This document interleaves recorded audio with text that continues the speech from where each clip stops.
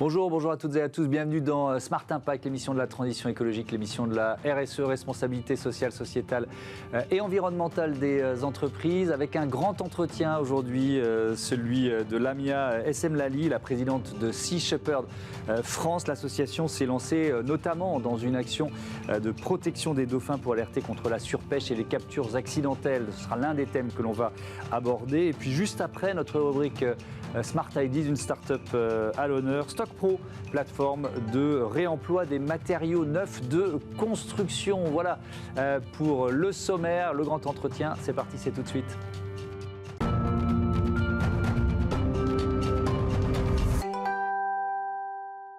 Bonjour Lamia Essemlali, bienvenue. Bonjour. Vous êtes donc la cofondatrice de l'antenne française de Sea Shepherd et co-directrice de l'association au niveau mondial.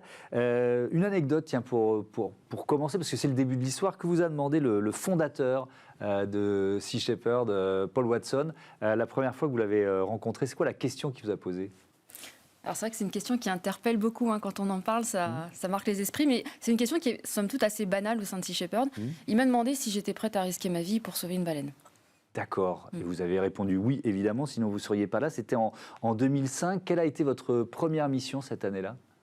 Alors, une première mission contre le braconnage dans l'archipel des Galapagos. Et j'ai enchaîné l'hiver suivant en séchant mes partiels à la fac pour ma première mission en Antarctique contre la chasse baleinière. Et on risque effectivement sa vie quand on se lance dans une mission, dans une opération comme celle-là. Parlons des premières que vous avez menées. Il y a des risques inhérents à nos actions parce que on s'oppose à des gens qui ont parfois pas de scrupules. En Antarctique, ça peut être particulièrement dangereux. On est sur les mers les plus dangereuses du monde, à des milliers de kilomètres de toute possibilité de secours. Et donc, effectivement, on est passé quand même très très près de la catastrophe en Antarctique, avec un navire-usine baleinier qui nous fonçait dessus avec une houle de 8 mètres en pleine tempête, etc. Donc, c'est quelque chose qu'il faut avoir à l'esprit quand on s'engage sur une campagne de Sea Shepherd. Donc là, je parle de l'Antarctique, mais ça peut être le cas sur d'autres missions, pour pas être surpris. Voilà. Oui. Maintenant, en plus de 40 ans, on n'a jamais eu de mort, jamais eu de blessés graves. On prend des précautions, mais vu qu'on ne maîtrise pas ce que les gens vont faire en face, et qu'il y a quand même un climat d'impunité qui règne en mer, ça peut être dangereux. Ouais. Est-ce que, parce que finalement, il y a aussi cette adrénaline, mais le risque de cette adrénaline, c'est de finalement recruter des gens qui viennent pour ça. Vous voyez ce que je veux dire ? Ils sont plus casse-cou que défenseurs de l'environnement. Est-ce que c'est un risque que vous intégrez ? Alors, moi, je n'ai pas du tout le risque dans le sang. Je n'aime pas particulièrement faire des actions risquées. Je ne saute pas en parachute, ce genre de choses. Par contre, je suis passionnée, je suis, habitée par l'envie, le besoin, la nécessité de protéger l'océan. Et donc... Et protester, ça ne suffit pas. C'est important de le dire. Pourquoi ? Protester ne suffit pas parce que l'Antarctique, c'est un très bon exemple. C'est un sanctuaire baleinier international qui était violé chaque année par la flotte baleinière japonaise, avec des condamnations diplomatiques tous les ans. Mais ça ne changeait rien sur le terrain. C'est Victor Hugo qui disait vient un temps où protester ne suffit plus. Après la philosophie, il faut l'action. Donc, des pétitions, c'est bien. Alerter, c'est bien. D'ailleurs, on a un rôle de lanceur d'alerte. Oui, vous faites de la pédagogie aussi. On fait énormément de pédagogie, on fait énormément de conférences, on publie des livres, on fait des documentaires, on fait des interventions dans les écoles. Voilà. Mais quand on a affaire à des braconniers et à un sentiment d'impunité, et un manque de contrôle en mer, ce qu'il faut, c'est l'action et être sur le terrain. Comment ça se prépare ? Je ne me rends pas compte. Combien d'opérations par an et comment elles sont préparées ? Ça a beaucoup évolué au cours des dernières années. Moi, quand j'ai rejoint Sea Shepherd il y a 16 ans maintenant, on avait un seul bateau. La campagne principale, c'était la campagne antarctique, qui siphonnait absolument tous les fonds, tous nos efforts. Aujourd'hui, on a une dizaine de bateaux. On fait à peu près 25 campagnes au niveau mondial. On fait aussi des missions en France, ce qui n'était pas le cas au tout début. Et donc, voilà, c'est une organisation assez énorme. Et malheureusement, même si nous, on a progressé en termes de moyens et d'action, on est toujours en deçà de ce qu'on aimerait pouvoir faire, parce que les moyens ne suivent pas par rapport à la dégradation de la situation. C'est-à-dire que vous êtes plus puissant qu'avant, mais il y a des dégradations plus importantes, si je vous comprends bien ? C'est-à-dire qu'en fait, on est encore obligé de renoncer à tout un tas de missions qu'on aimerait faire. On nous interpelle en plus de plus en plus parce qu'on est de plus en plus connus aussi. Donc, on a des lanceurs d'alerte un peu partout qui nous disent « Venez, on a besoin de Sea Shepherd à cet endroit-là ». Et malheureusement, on a des moyens qui sont... Alors, c'est la question que j'allais vous poser sur la préparation d'une mission. Est-ce que vous agissez forcément dans l'urgence? On vous alerte sur un abus, sur une pêche illégale qui est en train de se passer? Comment ça se passe? Alors, la question, c'est qu'est-ce qui fait qu'on va choisir d'intervenir sur tel ou tel sujet? En fait, le critère principal, c'est l'efficacité. Où est-ce qu'on va être efficace? C'est l'urgence aussi, c'est l'importance. Donc, si c'est urgent, si on sait qu'on a les moyens d'être efficace, comment est-ce qu'on jauge cette efficacité? C'est simple, hein, c'est en nombre de vies sauvées, en protection de l'habitat marin. Voilà. C'est ça, en fait, qui va faire qu'on va choisir d'intervenir à tel ou tel endroit. Et c'est certainement pas la facilité, parce que parfois, vraiment, on pourrait choisir des missions beaucoup plus faciles. Mais l'objectif, c'est de faire la différence le plus possible. L'un de vos bateaux, il vient d'être rebaptisé. C'est le Age of Union. Pourquoi? Ça va nous permettre de parler des donateurs aussi. Alors, Age of Union, effectivement, il s'appelait le Sam Simon. Oui. Sam Simon était le producteur des Simpsons, un des producteurs des Simpsons. Donc, c'est lui qui nous avait offert ce bateau.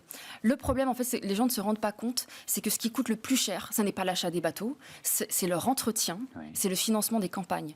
Et Age of Union nous aide financièrement, a décidé de nous aider financièrement à financer l'entretien de ce navire qui est un gouffre. Et donc voilà, c'est ce qui va nous permettre d'aider sur le financement des campagnes. C'est quoi Age of Union? Moi, je vous avoue que j'ai pas trop suivi. En fait, c'est une sorte de fondation qui finance plusieurs projets philanthropiques, écologiques ou humanitaires. Et donc, oui, le principe, c'est quoi? C'est de récompenser le donateur en rebaptisant un bateau? C'est un peu ça l'idée de... Alors, récompenser, ça dépend parce qu'on a des bateaux qui n'ont pas un nom particulier. Et là, parce que ce sont surtout plein de petits donateurs qui vont donner.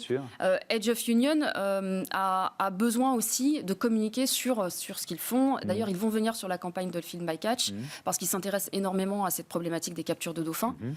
Et donc voilà, c'est une sorte de remerciement. D'accord. Vous vivez que des dons? C'est une association indépendante, Sea Shepherd? On vit exclusivement des dons. Donc, des dons privés, donc monsieur et madame tout le monde. D'ailleurs, c'est surtout la multiplicité des petits dons. Parce que ça fait parler quand on a un gros donateur comme ça qui va... Mais en fait, notre force, elle repose sur monsieur et madame tout le monde qui va donner, je sais pas, 10, 15 ou 20 euros par mois. C'est surtout ça, en fait, notre force vive. Et c'est notre liberté de parole et d'action. Donc ça, c'est très, très important. On ne dépend pas du tout des subventions.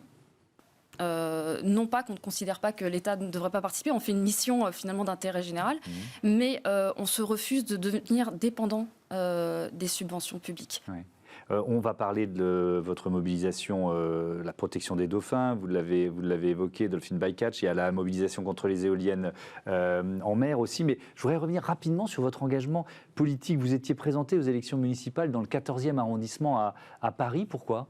Oui, alors en fait, j'étais avec la REV, donc c'est la Révolution écologique pour le vivant, c'est un parti antispéciste, écologiste qui a été fondé par Aymeric Caron.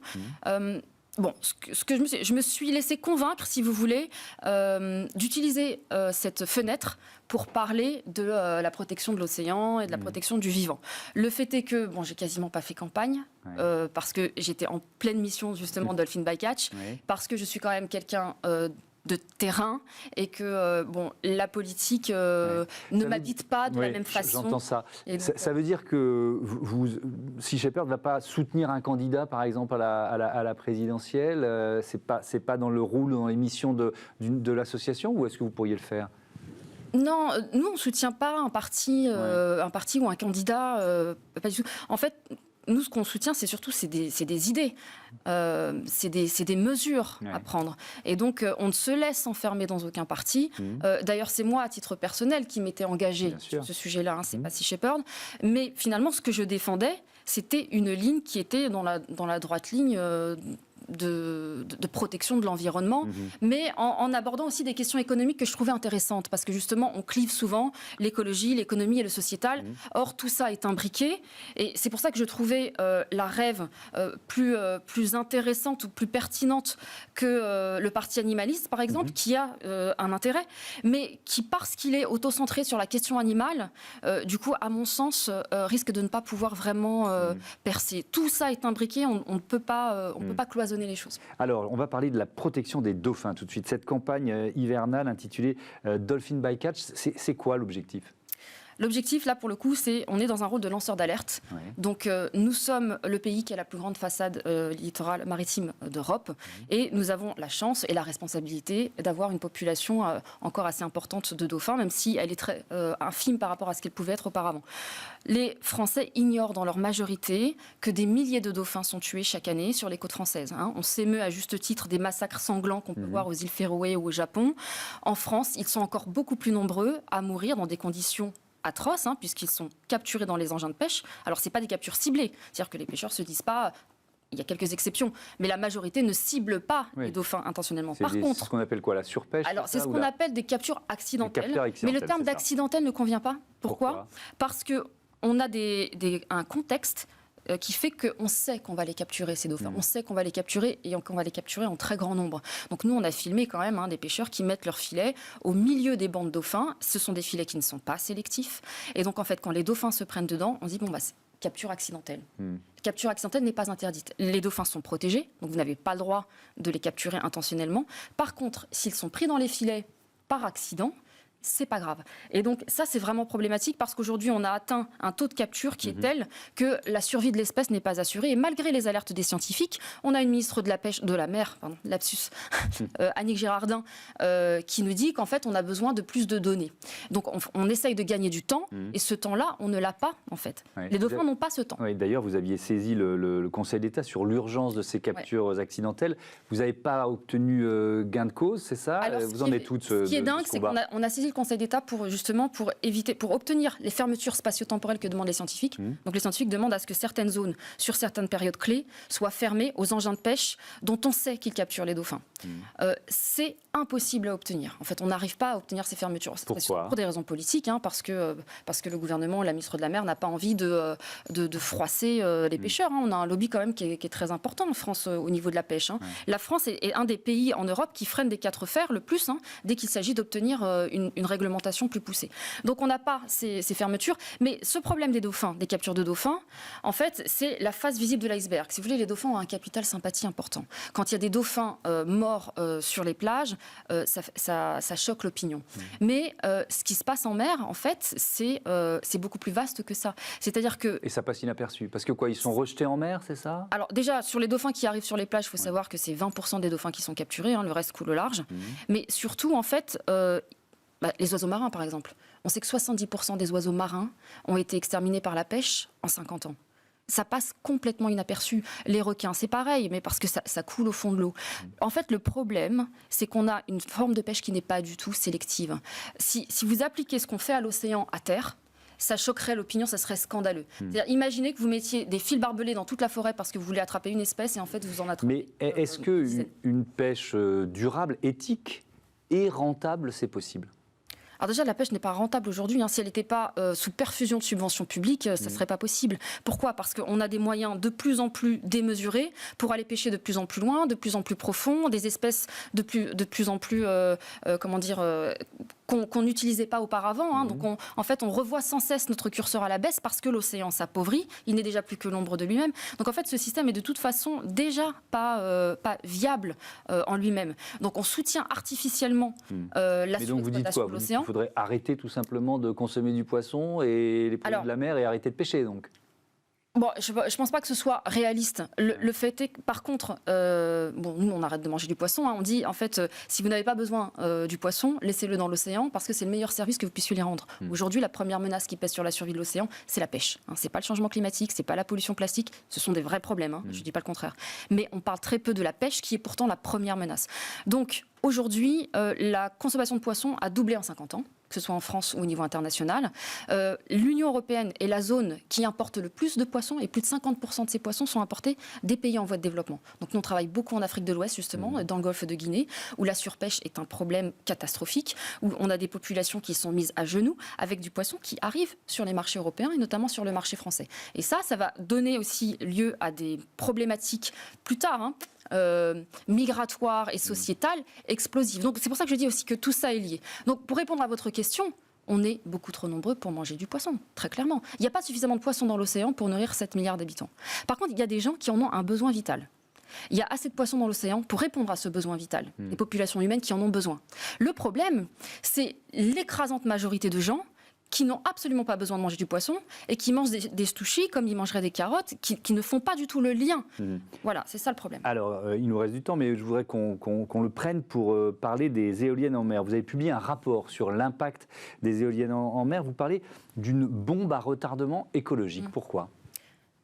Alors parce que malheureusement, en France, encore une fois, on n'est pas du tout à la hauteur de l'enjeu. C'est-à-dire que, comme je le disais, on a le plus grand littoral d'Europe, avec des Oui, mais zones... pour l'instant, on a très peu d'éoliennes. On est très loin de... Justement. Alors oui, on est très en retard. Des Néerlandais, des Néerlandais et des Britanniques. Mais alors, je vais vous dire un truc. En fait...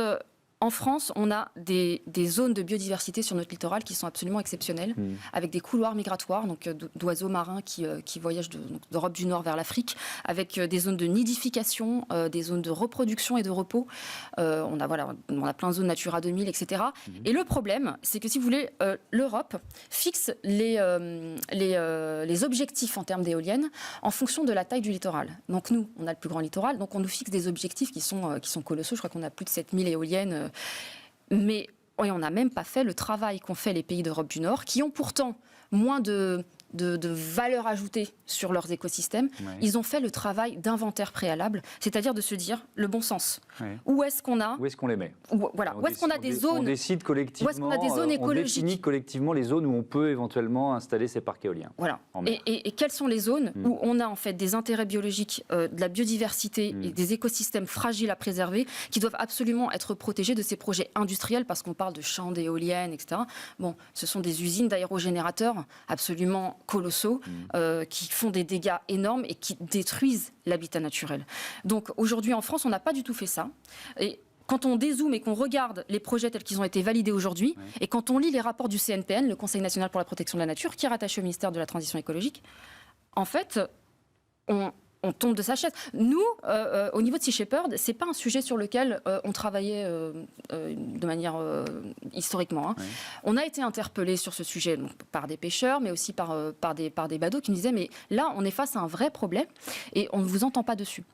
Est-ce que vous avez évalué justement l'impact, alors même si la démarche effectivement était différente et beaucoup plus vertueuse en Grande-Bretagne ou aux Pays-Bas, est-ce que vous avez évalué l'impact de ces parcs éoliens maritimes dans ces pays-là sur les oiseaux. Oui, c'est pas nous qui avons évalué, mais il y a déjà des études qui montrent que les oiseaux fuient ces zones. Donc on a ce qu'on appelle l'effet barrière. Parce qu'on parle beaucoup des pales qui tuent mécaniquement les oiseaux, mais en fait la première cause de mortalité, c'est la perte de l'habitat. De toute façon, de manière globale, la première cause de la disparition de la biodiversité, c'est la perte de l'habitat naturel.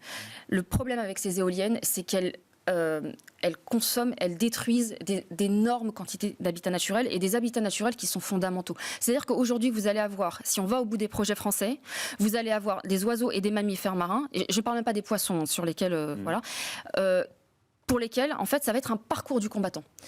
Leurs parcours migratoires vont être complètement minés par les éoliennes. Et en Europe du Nord, on voit déjà que les oiseaux évitent ces zones, et ce que ça a pour effet, c'est une disparition progressive des populations. Aujourd'hui, les gens l'ignorent, mais on a des dérogations de destruction d'espèces protégées qui sont accordées aux promoteurs éoliens sur des espèces qui sont en danger critique d'extinction et pour lesquelles on n'est pas en mesure d'assurer la pérennité de la population. C'est interdit. On ne peut pas obtenir de dérogation de destruction d'espèces protégées dans ces cas-là. Et au prétexte que les éoliennes luttent contre le changement climatique, on accorde aux promoteurs éoliens absolument tous les passe-droits. Vous dites aussi qu'on peut tuer avec du bruit. Oui. Parce qu'il faut le rappeler, le son se diffuse beaucoup plus vite dans l'eau que dans l'air, c'est ça ? Alors oui, effectivement, mais même au niveau aérien, on ne se rend pas compte, mais 160 décibels, ça vous fait exploser le tympan. 200 décibels, vous avez les poumons qui se liquéfient. Enfin, le bruit est une arme, c'est une arme. Ouais. Et c'est vrai qu'on c'est pas forcément instinctif. Quand on ne connaît pas trop ces sujets, on ne s'en rend pas compte. Mais est-ce qu'il y a un risque aussi pour la faune marine ? Ah bien sûr, mais surtout pour la faune marine qui vit dans un environnement qui est très très lié au bruit, où le bruit effectivement se propage encore plus vite que dans l'air, et avec des populations, notamment la population de dauphins, on est très inquiet pour la population de dauphins résidents dans le golfe normand-breton. On a la plus grande population de dauphins résidents d'Europe. Elle va être complètement encerclée par 5 parcs éoliens. Ouais. Est-ce que ce qu'on appelle les éoliennes flottantes, ça trouve grâce à vos yeux? Est-ce que c'est quand même moins impactant que les éoliennes qui sont le plus rapprochées des côtes? Alors ça pose d'autres problèmes, et il y a quand même cet effet barrière. Le CNPN le mentionne dans son rapport où il tire la sonnette d'alarme. Il y a un gros projet justement d'usine éolienne entre l'île Groix et Belle-Île, et ça posera des problèmes quand même. J'entends tous vos arguments, mais comment on trouve la solution? Comment on invente un mix énergétique pour l'avenir si on se passe des éoliennes, si on se passe, j'en sais rien, du nucléaire, enfin, vous voyez, qu'est-ce qu'on garde, quoi? Non, voilà. Mais je pense que c'est un débat qu'il faut avoir de façon déjà transparente, que les gens aient tous les éléments, parce qu'en l'occurrence, là, on parle beaucoup des problèmes liés au nucléaire, avec les déchets, les risques nucléaires, c'est un fait. Mais par contre, on a complètement sacralisé l'énergie éolienne en niant complètement les risques. Donc les gens n'ont pas les informations. Donc déjà pour savoir quel moyen on choisit, il faut avoir toutes les informations. Ensuite, il y a un mot qu'on utilise quand même très très peu, voire qui est presque tabou, c'est la sobriété énergétique. Soit on garde le nucléaire, soit on s'en passe et on est obligé de développer les énergies renouvelables, éolien y compris. Vous voyez ce que je veux dire? De toute façon, l'éolien n'est pas autonome, c'est-à-dire c'est une énergie intermittente qu'il va falloir compenser avec du gaz, avec du charbon. On voit bien qu'en Allemagne, où ils ont énormément d'avance sur nous avec les éoliennes, ils ont une électricité carbonée. Moi, je n'ai pas la solution miracle. Ce que je sais, c'est qu'en tout cas, il va falloir qu'on se pose la question aussi de notre surconsommation énergétique. Déjà, commençons peut-être par fermer tous les robinets pour justement avoir une estimation un peu raisonnable de nos besoins énergétiques. Parce que là, en fait, on est sur le... il n'y a pas de limite, en fait. Et je pense qu'il faut terminer là-dessus, parce que c'est vraiment important de le rappeler. Tout le monde ne le sait pas forcément.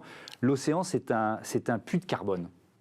Premier puits de carbone avant les forêts, premier régulateur du climat, premier producteur d'oxygène. C'est le phytoplancton qui produit plus de la moitié de l'oxygène que nous respirons. Alors, quand on dit ça, qu'est-ce qu'on dit? C'est la vie marine qui fait tout ça. Donc, c'est du phytoplancton aux baleines, en passant par les oiseaux marins, les requins, les dauphins.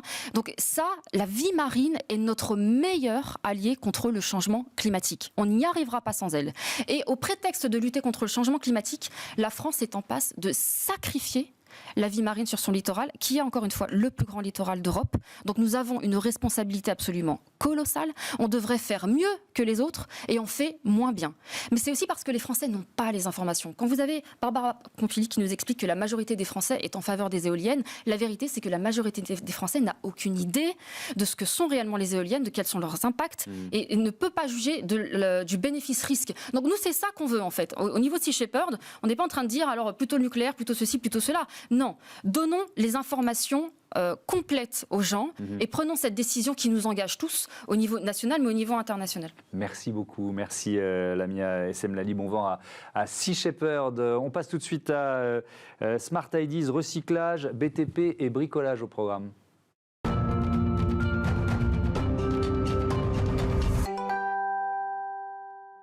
Bonjour Romain de Garcini, bienvenue. Bonjour. Vous êtes le cofondateur de StockPro, créé en 2018 avec Stéphane Renoux. C'était quoi, si on revient au début, l'idée de départ ? Alors l'idée de départ, c'est une vieille idée, puisque c'est une idée que j'ai eue quand j'étais entrepreneur en bâtiment. J'ai fait très rapidement le constat qu'il y avait on générait beaucoup de gaspillage dans notre activité. Lors d'un chantier, finalement, on n'utilise jamais ou très rarement 100% des matériaux qui sont achetés. Donc, on génère un peu de gaspillage. On appelle ça des matériaux de retour chantier. On les rapporte au dépôt en se disant qu'on va les réutiliser plus tard. Puis finalement, il n'y a jamais de plus tard. Ils prennent la poussière, quoi. Ils prennent la poussière et ils terminent dans la benne. Donc, moi, j'ai fait ce constat en me disant c'est quand même fou de générer autant de gaspillage. Et c'est ce qui m'a donné l'idée de créer StockPro. Alors, j'ai eu cette idée dans les années 2000 et on a créé l'entreprise en 2018. Donc, il a fallu un certain temps. C'est une maturation longue, mais on parle de quels matériaux ? Alors on parle de tout type de matériaux, pas les matériaux finalement qui sont utilisés régulièrement par chaque corps de métier. Un maçon va toujours réutiliser son ciment, un plombier son cuivre, un électricien son câble électrique. C'est plutôt tous les matériaux un peu périphériques qu'on achète de manière spécifique pour un chantier. Je pense à l'appareillage par exemple. On ne va pas d'un chantier à l'autre installer les mêmes luminaires, les mêmes prises, les mêmes lavabos, les mêmes robinets. Donc tous ces matériaux-là qu'on achète de manière spécifique et pour quelque raison que ce soit, on ne met pas en œuvre, ils reviennent et c'est ces matériaux-là qui nous intéressent. Alors comment ça marche StockPro ? C'est une place de marché, une marketplace, c'est ça ? Alors au démarrage, StockPro, c'est d'abord une application qui permet de digitaliser les matériaux. Parce que finalement, le point de douleur de ce sujet, de cette problématique, c'est comment je peux penser à réutiliser ces matériaux. Donc il faut pouvoir les digitaliser. Il faut transformer finalement le matériau physique en un matériau digital. Et là, il y a un petit point de douleur, parce que la vie de l'entrepreneur, elle est très chargé et donc il n'a pas le temps d'aller saisir matériau par matériau tout ce qui se passe. Donc nous on a créé une application qui fonctionne un peu sur le principe d'un Vinted. Vous scannez le code barre, on a construit une base de données sur laquelle il y a un certain nombre de matériaux. Donc en scannant le code barre, on identifie tout de suite le matériau, on indique où est-ce qu'il est, donc on le tag géographiquement et on donne la quantité du matériau. Donc ça va très très vite, ça prend quelques secondes et une fois que le matériau il est digitalisé, là on peut le réemployer. C'est ça. Et donc au départ, c'est destiné aux professionnels du bâtiment uniquement, c'est ça ? Au départ, destiné aux professionnels du bâtiment. Alors il faut savoir qu'on génère à peu près, l'activité, le secteur du bâtiment génère 5 milliards d'euros de matériaux gaspillés chaque année, à la fois par les entreprises de BTP, les négociants, ceux qui vendent les matériaux, et les fabricants, ceux qui les produisent, des fins de série, des matériaux dépréciés. Donc c'est un énorme marché. C'est un énorme marché, juste en France. Donc notre service de digitalisation, il s'adresse à ces professionnels du BTP. En revanche, ceux qui peuvent acheter les matériaux, donc l'exit des matériaux, peuvent être des artisans ou des particuliers bricoleurs. Oui, parce que vous l'avez ouvert aux particuliers bricoleurs depuis un an. Pourquoi ? Parce que le marché du bricolage, il est en train de... il se porte particulièrement bien. Alors le Covid a bien aidé, mais il se portait déjà très bien avant. Je crois que c'est 20, 29, 30 milliards d'euros par an, le marché du bricolage. Ce qui s'est passé, c'est qu'au départ, on a fonctionné dans un environnement très fermé, l'environnement mobile. Et puis, on a élargi nos outils au web. Quand vous commencez à être présent sur le web, finalement, vous ne pouvez pas décider quels sont les profils que vous allez toucher. Vous touchez aléatoirement des professionnels comme des particuliers. Et on a eu de plus en plus de demandes de particuliers. Mais pourquoi nous, on ne peut pas acheter ? Pourquoi c'est pas ouvert aux particuliers ? Donc, au bout d'un moment, on s'est dit, en fait, pourquoi pas ? C'est des hautes demandes, pourquoi pas ? Vous avez levé 4 millions d'euros en novembre dernier. Qui sont vos partenaires ? Qu'est-ce qui vous apporte au-delà de ces fonds importants ? Alors, on a levé 4 millions auprès de 3 partenaires, un fonds d'investissement qui s'appelle Demeter, Schneider Electric et une compagnie d'assurance qui s'appelle la SMA BTP, une compagnie dédiée, qui est plutôt spécialisée dans l'assurance construction. Et en fait, l'alliance de ces 3 profils d'investisseurs nous permet, Demeter, c'est vraiment pour nous aider à structurer notre actionnariat et nous ouvrir beaucoup d'opportunités de développement. Schneider Electric, c'est la vision fabricant, la vision utilisateur, puisqu'on a développé pas mal d'outils aussi pour les fabricants. Donc avec eux, on teste énormément et on déploie nos solutions dans leur entreprise. Et SMA BTP, ils ont les mêmes clients que nous finalement. Eux, ils assurent les entreprises de BTP et nous, on propose des services à leurs clients. Merci beaucoup Romain de Garcini. Bon vent à StockPro. Voilà, c'est la fin de cette émission. Je voudrais remercier Joséphine Dacoury à la production, à la programmation, assistée aujourd'hui de Côme Dubois et Victoire Père, Axel Poulou à la réalisation et Saïd Mamou au son. Merci à toutes et à tous et à très vite. Salut.